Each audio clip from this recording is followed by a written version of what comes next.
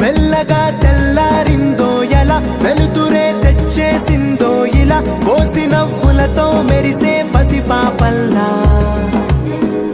చేదతో బావులలో గలగల చెరువులో బాతుల ఈతల కళ చేదుగా ఉన్న వేపను నమిలే వేళ చుట్ట పొగ మంచుల్లో చుట్టాల పిలుపు